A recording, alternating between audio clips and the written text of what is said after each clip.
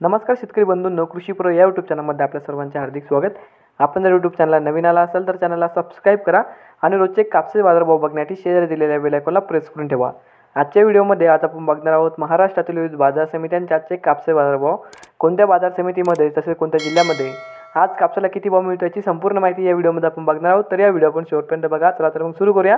तर पहिली बाजार समिती काटोल जात आहे। लोकल आवक आलेली 88 क्विंटलची, किमान दर भेटला आहे 7,000 रुपये, कमाल दर भेटला आहे 7,171 रुपये आणि सर्वात दर भेटला आहे 7,100 रुपये।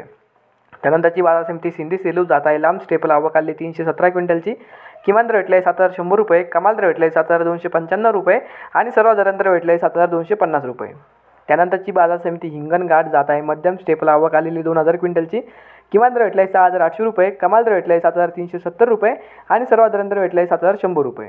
त्यानंतरची बाजार समिती वर्धा जात आहे। मध्यम स्टेपल आवक आली 725 क्विंटलची, किमान दर भेटला आहे 7,025 रुपये, कमाल दर भेटला आहे 7,300 रुपये आणि सर्वात दर भेटला आहे 7,150 रुपये।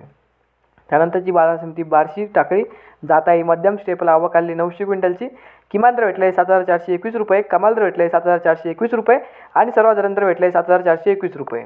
त्यानंतरची बाजार समिती आहे पुलगाव जात आहे। मध्यम स्टेपल आवक आली 1020 क्विंटलची, किमान दर भेटला आहे 6,800 रुपये, कमाल दर भेटला आहे 7,371 रुपये आणि सर्वात दर भेटला आहे 7,100 रुपये।